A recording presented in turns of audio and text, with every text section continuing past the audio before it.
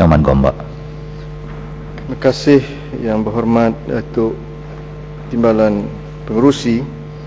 Saya juga ingin mengambil bahagian dalam perbahasan di bawah kepala maksud bekalan 29 Kementerian Tenaga Teknologi Hijau dan Air di muka surat 398, iaitu butiran 09100, dan juga pada muka surat 395 di bawah butiran 020000. Saya terpanggil untuk menyertai perbahasan ini apabila mendengar ada ahli yang berhormat daripada Barisan Nasional mengatakan bahawa dalam usaha Kerajaan Negeri Selangor untuk mengambil alih urusan air ini, ianya adalah untuk membunuh potensi syarikat Melayu. Inilah ketuanan Melayu yang dibawa oleh UMNO, ya. Syarikat yang telah berhutang dengan begitu besar, bukan sedikit, 6.4 bilion ringgit, masih lagi nak dipertahankan oleh Yang Berhormat Menteri dan Kerajaan UMNO dan Barisan Nasional. Sedangkan ketuanan rakyat yang dibawa oleh Pakatan Rakyat, khususnya keadilan, adalah untuk memastikan kepentingan rakyat semua kaum itu mendapat pembelaan yang sewajarnya. Apa makna kita ada sebuah syarikat yang berhutang dengan kerajaan dengan jumlah yang begitu besar, tetapi kerajaan pusat masih lagi menutup mata? Dan ini sekali lagi membuktikan kepada kita bahawa kerajaan pusat ini lebih mementingkan kroni-kroni mereka daripada rakyat keseluruhannya. Saya boleh membuktikan banyak perkara seperti yang telah dibahaskan oleh teman-teman sebentar tadi, di mana di antara perkara yang hendak kita bahaskan pada petang ini ialah mengapa industri air ini perlu diselesaikan dengan segera oleh kerajaan pusat. Kalau kita lihat industri air ini yang diswastakan, dan saya bersetuju dengan sahabat saya daripada Kelang pagi tadi yang menyatakan projek penswastaan ala UMNO dan Barisan Nasional yang dipimpin oleh Dr. Mahathir sebelum ini, hampir kesemuanya menemui kegagalan dan akhirnya membebankan pembayar-pembayar cukai dan rakyat. Dr. Mahathir boleh pergi, tetapi yang menanggung hutang berbilion ringgit ini adalah rakyat dan generasi akan datang.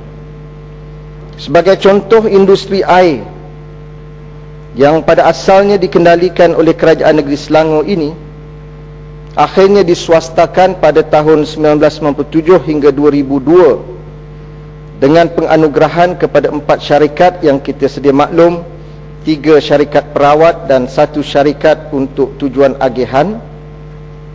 Namun penswastaan tersebut tidak berimbang ataupun tempang dalam bentuk perjanjian konsesinya, di mana Syabas diberikan kuasa mutlak untuk menaikkan tarif air, dan kita sedia maklum Syabas juga diberikan kuasa untuk menaikkan tarif air sebanyak 37% pada tahun 2009. Saya kurang faham dan saya ingin memohon penjelasan daripada Yang Berhormat Menteri. Dalam keadaan syarikat sedang bergelumang dengan pelbagai bentuk masalah, namun kerajaan pusat masih lagi ingin melindungi syarikat yang berkenaan. Sedangkan kalau kita lihat keputusan Perhimpunan Agung Bangsa-Bangsa Bersatu telah menyatakan bahawa akses kepada air bersih merupakan satu daripada hak asasi manusia. Dan kita lihat juga resolusi PBB ini menggesa bantuan kewangan disediakan oleh negara-negara ahli untuk membantu negara yang berkenaan menyediakan perkhidmatan air yang selamat, bersih dan boleh diakses dan mampu dibayar oleh semua pihak. Namun sikap dan watak yang ditunjukkan oleh Syabas ini lebih berorientasikan keuntungan dan langsung tidak mempedulikan kepentingan rakyat terbanyak. Dan saya percaya Syabas berani berlagak seperti ini kerana ianya mendapat perlindungan daripada Yang Berhormat Menteri dan juga Kerajaan Pusat. Yang Berhormat Datuk Timbalan Pengerusi Syahbaz telah menunjukkan prestasi yang amat tidak memuaskan. Dalam laporan audit terhadap Syahbaz, syarikat tersebut walaupun telah diberikan pinjaman sebanyak 2.9 bilion ringgit,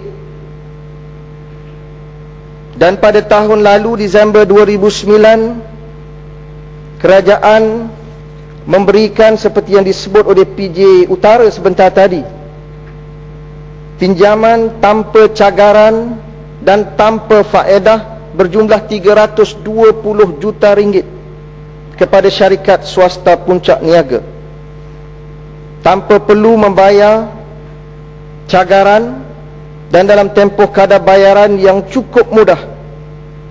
Tahun pertama tiada bayaran langsung, 10 tahun kurang daripada 5 juta ringgit setahun. Dan yang hendak saya tambah pada petang ini ialah untuk menampung pinjaman 320 juta ringgit ini kepada syarikat Puncak Niaga, kerajaan terpaksa menanggung kos. Sebab nak siapkan 320 juta tidaklah semudah itu.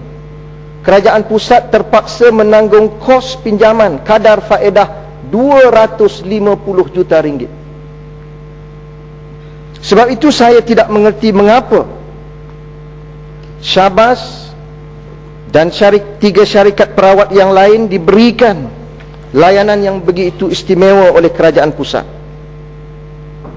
Mereka telah gagal mematuhi keperluan kontrak. Seperti yang telah dinyatakan juga, lebih 72% kontrak bernilai 600 juta ringgit diberikan kepada syarikat yang dipilih melalui rundingan terus dan bukannya tender terbuka.